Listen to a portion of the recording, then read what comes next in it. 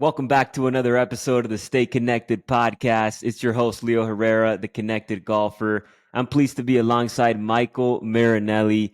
He's a public address announcer. He's the head golf coach at Christopher Columbus and the director of admissions there. Mike, thank you so much for being on the podcast today.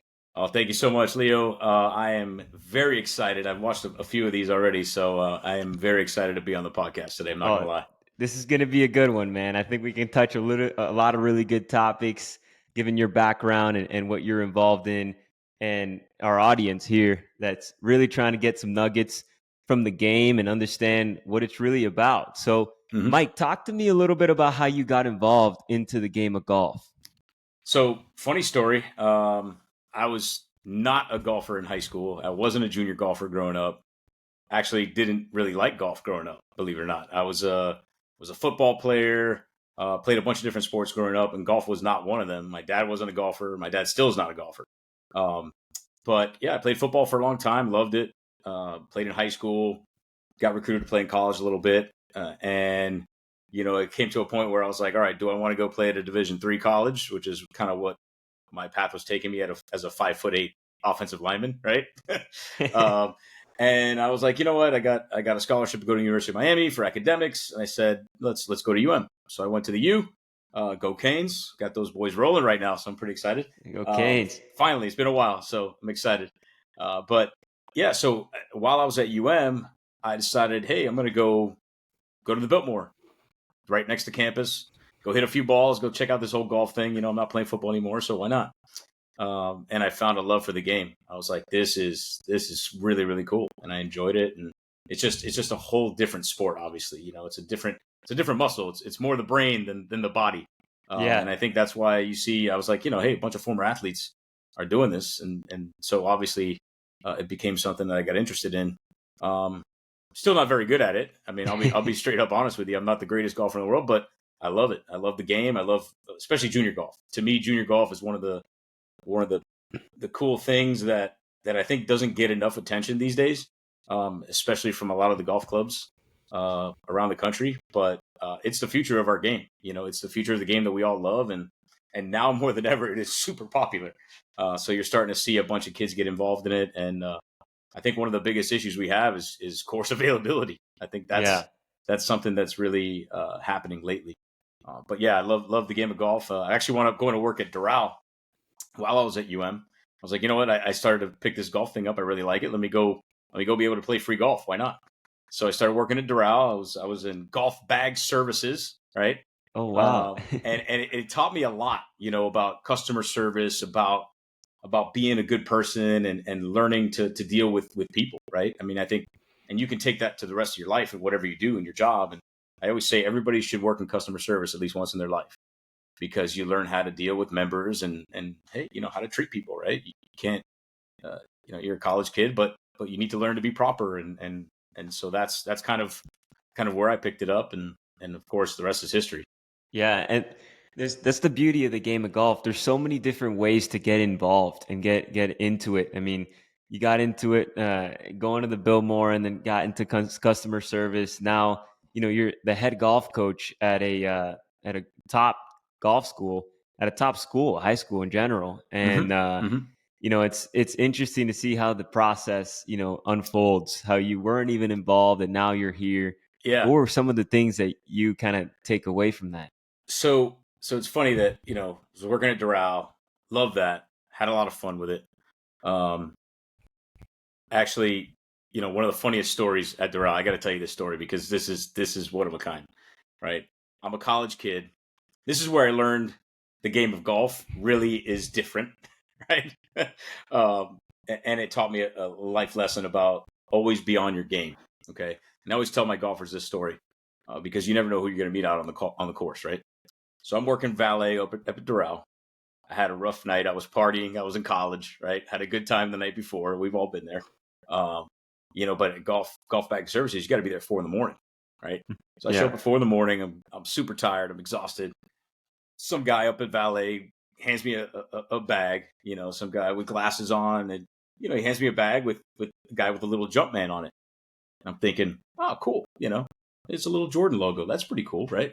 So I slam the clubs in the back of the cart, drive down all the way down to the bottom of the the cart staging area down there at Doral, and throw a bag on the golf cart, throw another bag on the golf cart. And I looked out of the corner of my eye and I see, I'm like, man, there's a lot of people here for 6:30 in the morning, 6 in the morning. There's way more people here on the side than I'm used to. I start throwing the clubs. And I turn and I'm looking at a torso. Okay. I'm looking at 3 torsos. And it's Charles Barkley, Charles Oakley, and Michael Jordan. Okay? Wow. So I basically had the dream bag, right? I had the dream golf bag. And it ties into what I do now, right? So I had the dream golf bag. And so right there, I hit the panic button and I started wiping down the cart. I'm throwing the cart, treating everything real nice now. I think my manager was looking at me like, what the heck is wrong with this kid? He's nuts. He had the dream bag. I was like, I could have got $1,000 tip there. Yeah. I probably screwed it all up. But yeah, no, Jordan was awesome. I mean, he was really cool. And, That's so funny you mentioned that. Yeah. I met Scottie Pippen today on the golf course at Doral with Glenn Rice. I'm telling you. Like, it's crazy you just mentioned that. It was such a cool story. But what I took from that is, always have respect for the game of golf and always have, the customer service in mind and being a gentleman, right? It's a gentleman's game. And right there that day, I learned the hard way. I was like, you know what? This is something different, right? It's not just any other sport, right? It's being professional. And that was a lesson that I took with me for the rest of my life. But anyway, I thought that would be a cool story to share on the podcast. No, that's amazing. And I always tell people, you never know who you're going to meet out there on the golf course. The values that you learn through the game, the character that you build when you're really, present to the game of golf, like it's unlike any other. And, I know there's a lot of junior golfers probably listening to this right now. And, they're here to really gain the nuggets that can really help them understand their journey, their process. As a coach, what's your philosophy to these young guys so they can help, stay motivated and balance their fun with the competitiveness? Yeah. So I take a page from the great Ted Lasso. Okay. I kind of, my coaching philosophy has always sort of been that way. And it's just funny as soon as the show came out, my assistant coach, Chris Hayes, and myself, Chris is a firefighter, does a great job. He's more of a golfer than I am. But he kind of does the X's and the O's, and I kind of, work with the Jerrys and the Joes, right? I kind of deal with the mindset and the champion mindset, I think is important. But we have that coaching philosophy of, it's more than just these kids being athletes and going out and playing golf. It's the mental grind that they don't understand yet. And I think one of the things you also notice, and it's no knock to swing coaches out there, but every kid obviously has their own swing coach, and we're not here to mess up their swing, right? Because you don't want to counteract what that coach is doing. So we try to just work on the mental side of the game. But I think more and more we talk to each other and we're like, I feel like junior golfers don't know how to play golf. And I know that sounds crazy, right? They all have the most beautiful swings in the world, right? I mean, their swing is pure. It looks beautiful. It looks like Rory's swing. It looks like, just super perfect swings. But they don't know how to hit a bump and run. They don't know how to hit a specific shot, or what Chris and I always talk about. They bring one wedge to the green with them. There's so many things, and it's like they just don't know how to play the game of golf. Yeah. They don't know how to take a drop sometimes. It's like, all right, you put one in the water, show me how to take relief, right? And it's like, casual water, show me casual water. They don't know how to do it. Yeah. It's like, so they go out and they get all these lessons and they do a great job, right? These coaches do a great job, but I don't think there's enough teaching of the game, of the rules of the game and the actual golf aspect of it, which again, to me, that's a huge portion of the game. And so we get these young guys come in as teenagers and they're all very, very skilled golfers because we have a great program, and so you see these guys can hit it 300 yards, right? But can they put it in the hole? Yeah. And that's the challenge, I think, dealing with, and the age group that I deal with, obviously junior golfers would be 14 to 18. So, and anybody that knows a teenager, especially specifically teenage boys, they're going through growth spurts. They're going through all kinds of issues, right? That the mental side of it, the physical side of it. They come in hitting, graphite shafts, and by a year or two later, their swing speed is so advanced now. They got advanced. They got to constantly be getting fitted because of their growth spurts. And so they go through a lot of phases, a lot of slumps, a lot of different, you know, points of their game that it just, it's such a challenge to coach these guys, but I love it. I mean, that's what makes me get up in the morning and go, man, I'm ready to go because I want to help these guys. I want to help these guys get through those peaks and valleys that happen in junior golf. And I can tell you, you probably know it, right? I mean, you've been through it, Yeah. I'm sure. As a kid, you go out there and you shoot 600 and you're stoked. You're like, man, I'm a badass. And then all of a sudden the next day you shoot 82 and you're ready to quit the game, Yeah. And so that's kind of the battle that I love to work with. That's the challenge for me as a coach. And I love it. And that philosophy that we take at Ted Lasso and Beard, we call each other, as we coach together. That's our style, man. We try to make them have fun and really work on the relationships with the kids. And that's the memories that you make as a coach. And I love doing what I do. And it's so needed, man, especially at that like point in your life, like you said, when you're going through these growth spurts where a lot of things are happening. It's so undervalued. I feel like a Mm-hmm. lot of them just they don't know what to focus on, so they kind of look at the outside world as like, oh, like I got to get that perfect swing. But you mentioned, your emphasis on the mental game, your Mm-hmm. emphasis on like learning how to play golf. Right. I mean, you can go so deep down that rabbit hole to truly understand like what is the mental Oh, game, there's what does layers it to it. mean to Yeah. play golf. And Yeah. to me, like, these are the type of conversations I love to have, because when I think of the mental game, I'm thinking off the course. I'm thinking Right. like before you even step foot on the property, like your mental game is already prepared. Mm-hmm. And what Yeah. are some of the things that you instill as far as values and skills for your golfers outside of the course so that they're prepared when they're on the field? Yeah. So I have an interesting job too. Obviously I work in a school. So my first philosophy is, hey, you got to have the grades to play. That's number one, right? We don't have the homeschool guys there. We have the guys that are going to school till 3 o'clock every day, and I think it's the becoming a professional, right? I got to do my work first before I can go out there and play, and that's number one. So you got to have the grades. You got to work hard in the classroom and as a former junior golfer, you miss a lot of school, right? I mean, Yeah. we miss probably up to 18 days of school, full days of school, throughout the entire fall season. And it's like, all right, how do we, you know, A, make up the work, but then B, keep our game where it needs to be at a high level to play at a high level in all the tournaments that we play. So that's one challenge. But I think the mental aspect of it is, how do we not carry a bogey with us to the next shot, right? The next hole, right? That's to me one of the biggest challenges that I've seen with junior golfers is, getting in a slump and staying there, or hitting a double bogey and then carrying it up with a bogey. We call it the bogey train, right? You know that term in golf, right? So we try to get them off the bogey train, try to get them to forget it, maybe tell them a joke, tell them something dumb, but just get them off of that bogey train because again, these kids are, they're going through puberty. Essentially, they're going through growth spurts. They're changing, and their mindset is, our mindset is they come in as a boy, as a freshman, and they're kind of crazy and they're kind of funny and they're goofy and they go right at pins and they're going everywhere, right? But then by the time they're seniors, we want them to be mature enough to be able to say, hey, I shouldn't know whether you're 5 under or 5 over. That's why I always tell the guys. I go, I shouldn't know the difference. That's the Yeah. golfer that I want to create, right? At Columbus and in high school golf. I think that would go a long way. Because you look on tour and these guys, you can't tell they're having a bad day for the most part, right? I mean, everybody shows their emotions, right? Eventually. Yeah. But I always try to tell them, listen, I'm trying to create a golfer here that is, like I said, we should know what you're shooting right now. 100%. And you hit the nail there with maturity. I mean, Mm-hmm. you're truly maturing these kids through the Yep. game of golf. Yep. And some of the things that are easily overlooked is I'm just here to go low. I'm here to try to Yeah. shoot as low as possible, and this is the only thing that truly matters. Through my journey in the game of golf, I've now realized, I didn't really realize it when I was in high school. I wish I would have, a little bit sooner. But, the process of the game of golf, like what Yeah. the game actually can bring to you as a human being. Right. What are some of the things that you feel like the game can bring to a junior golfer that's maybe playing high school golf?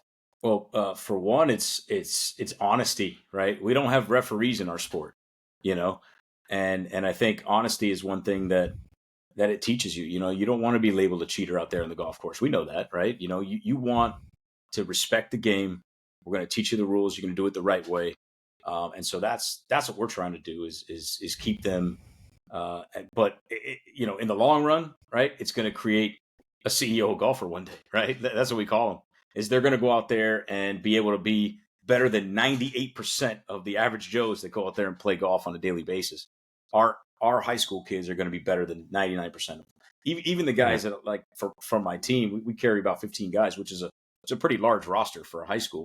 But we do it because the kids are so talented, and it's like, well, regardless of whether you want to play in college or not, like this is going to carry with you the rest of your life. I mean, you're going to be playing at a high level, with the average golfers, and they're going to, people are going to be pretty impressed when you go out there. I definitely want to talk about how, let's be honest, high school golf means nothing. I mean, I know it sounds crazy, but we have a handful of college coaches that go out to our matches, right? Except maybe at the state tournament, but college golf, they don't really care what you do in high school. It's all about the rankings. It's all about this and that junior golf scoreboard and AJGA rankings and all this kind of stuff, and the tournaments that you play outside of high school. It's kind of our job as coaches in high school to bring the team aspect, right? The teamwork mentality to the game of golf, which I think, unfortunately, as an individual sport, you don't get that a whole lot, right? You grow up your whole life playing about, it's all about me. It's all about me. And I tell these kids when they come in, because we get a lot of high level golfers in our program. And I try to tell them, I say, listen, guys, you've always played for yourself. Now you're playing for the C on your chest, right? So there's a whole different kind of pressure when you're playing for your team. And I'm sure you noticed that when you came into the junior golf game up in the high school level, it feels like you're playing for something more. There's a little bit more pressure there than, hey, if I make bogey here, yeah, I shoot a bad score, but no, I could actually lose a tournament for my team. Yeah. And you mentioned the team aspect. Like that's something you kind of lose on the professional level. I guess now Liv is trying to open up new doors for that. But some of the best moments I ever had in golf was high school golf, going to the state championship, staying over at Mission Inn and just having the whole experience with the team. It's memorable. Yeah, what are some of the most memorable moments that you had? Because I know you guys travel a ton to play. You go to Arizona. What's top of the line for you? I mean, obviously the Ping National Invitational is a top tournament. We get invited usually most years because we have one of the top teams in Florida every year. The old Honda Classic, which is now the Cognizant. I mean, those two tournaments to me, so fun. Even the Central Florida Invitational was one of the most beautiful ones. We went there the other day. So I mean, there's some top tournaments that we get a chance to go to, and to me, the best part is getting on a plane, getting on a bus, traveling with the guys, packing up your bags, having team dinners, joking with each other, messing with each other. To me, that's the most fun that you have, and that's where you build relationships. That's where you get friends for life. And so my goal is to have these guys, in an individual sport, become teammates, and eventually that translates into the life, into your work. You know how to be on a team and work with each other, work with other people, rather than just, oh, it's all about me and what did I score, what did I shoot. Now it's what did we shoot. Yeah, and as a coach, and this is coming from, asking you as someone that wants to be a coach, what are some of the things that you do to build camaraderie for your like within the team when you go to travel and all of that? Yeah. So to me, the most important thing is building a team and making sure you don't have to necessarily like each other, right? Because everybody's personalities are different, but you got to be able to work with each other, and you got to be able to be with each other. And at the end of the day, I want to know that guy has my back, whether he likes me or not. I mean, the whole Shaq and Kobe thing, right? I mean, everybody knows that, right? We want to build a team that is going to be there for each other no matter what. So some of the things we like to do, and, obviously you try to want to get their minds off of golf, right? When you're up at a golf tournament and the pressure's there, let's say you're at the state tournament, we'll go watch a movie. We'll go, we'll play Xbox together. We'll go to, Pop Stroke and work on our putting and maybe putt terribly the next day, which is something we've actually done. But it was a lot of fun. But we had more fun at that damn Pop Stroke than we did the next day playing at the tournament. Just hanging out together with the guys, going out, playing some holes, working on our putting, and just doing some fun stuff that kind of takes your mind off the grind of the tournament. And hey, maybe we had a bad day, but the next day we're going to come back and shoot a number because we're loose, we're having fun. We usually typically go out and have pizza. That's like our number one spot. The kids love pizza, and with boys they eat a lot, so you Yeah. better have your wallet ready for that one. So we try to keep it loose, keep it fun, and take them outside.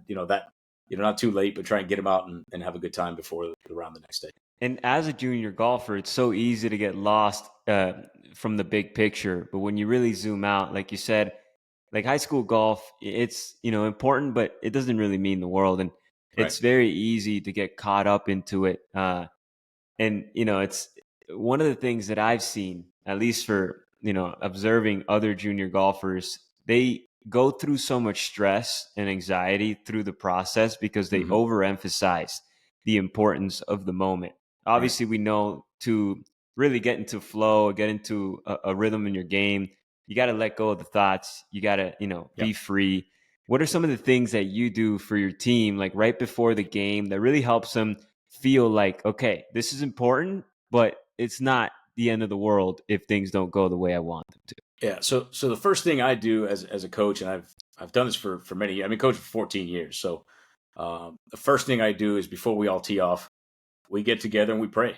I mean, I know it seems like a simple thing, but I work at it's a Catholic school, and I think it's the foundation of whether you're Catholic or not. And not all my golfers may be Catholic, but we all get together, we huddle up, we put our arms around each other, and we just we thank God for being there, and we reset, and we kind of say, whatever happens today is great. We got here safely. We pulled in, we made it to the course. That to me is the best part about the days. We're all together at one point right before the round, and that kind of just settles everybody down. And then we say, hey, let's go get one. Yeah. And it's awesome. I mean, because to me, I've always seen faith as the ignition, Yep.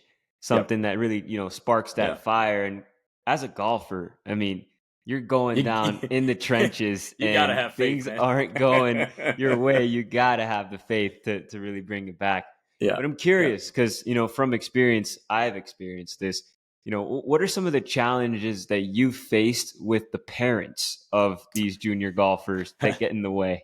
Yeah. So, I mean, I've seen it since the beginning of coaching, right? Is every time a parent shows up, right? And you never want to discourage parents from showing up because you want them to be there for their kids, right? I mean, that's what you want. But sometimes these parents put so much pressure on their kids that their game goes terribly wrong, right? As soon as they show up. I've seen a kid who was like 2 under par. Second his dad got there, he made like 4 straight bogeys, right? And it's like there's no coincidence there, right? I mean, obviously we know what happened, but why is that happen? And that's the Yeah. question we have to ask ourselves: is does dad put a lot of pressure on him when he gets home at night? Hey, you did this and that. And sometimes as parents, you have to kind of step back. And now I'm a dad. Now I'm a golf dad. So Yeah. I see it even more, and I kind of have to catch myself a few times, right?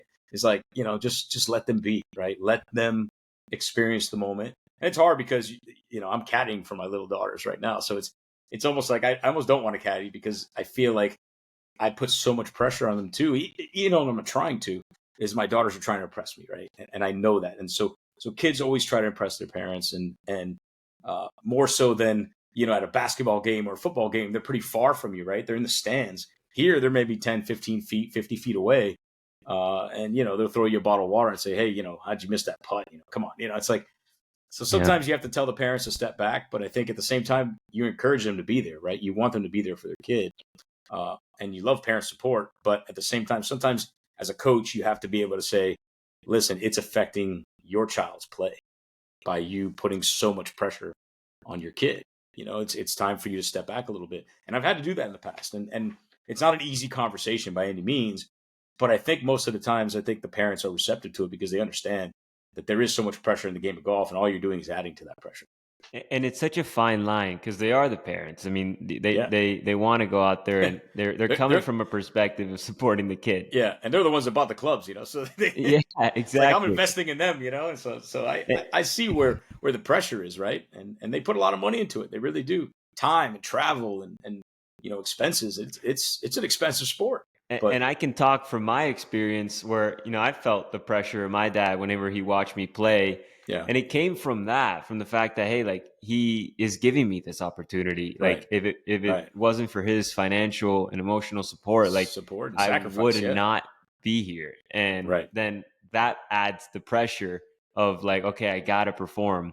One hundred And percent. it's a fine line, because at the end of the day, you can avoid the problem or you could face it, and you can really understand what is at the core of it. And I think this is an opportunity for all junior athletes in general that, like have their parents involved in the sport and are giving them the accessibility to play, like to really face that and have communication. At the end of the day, I mean, you I'm sure you either majored in communication or something because you're an announcer, but the importance of communication within not just the team but the family is crucial. Would you agree with that? Yeah, I mean, the communication is always got to be clear, but I think when parents are too involved to the extent where they're overbearing and they're helicopter parents, I think sometimes you need to be able to check them, and that's the hard part. I've seen it so many times where parents can actually ruin their child's golf career because of the way that they burn these kids out. All Yeah. they do is play golf all day long, 24 hours a day, 7 days a week. And it's there's no break. At the end of the day, I mean, I see it now in the U.S. kids circuit and some of the other, because my daughters are out there, and I try to put my daughters in everything, right? I try to let them be kids, right? They want to play a little video game every once in a while. Hey, let them play a video game. They want to go play basketball. Go play basketball. Go run cross country. Go do something other than just the game of golf, because it's a grind, and this could be years down the road, and they're going to say, I'm done with golf. I'm burned out. I can't do this anymore. It's too much pressure, right? So I want them to experience everything, and have them sort of fall in love with the game on their own. I don't want to force the love of the game on them. And I think sometimes parents have to understand that. And it's hard for me to communicate that to parents at times, but I think it's an important aspect of the junior golf game for sure. Definitely. And how do you balance being both a father and a coach, like to your kids? Because I mean, I'm Yeah. sure you're guiding them into understanding the game and everything. Like, how do you approach their golf journey differently than maybe your students or Well, yeah. other For golfers? one, I don't coach them. I send them to a golf coach, right? So I send them to their own swing coach. They got their own swing coach. Coach Derek has been with them for a long time. He lives right. We play right there at Palmetto. We live right by Palmetto Golf Course, so we send him over there.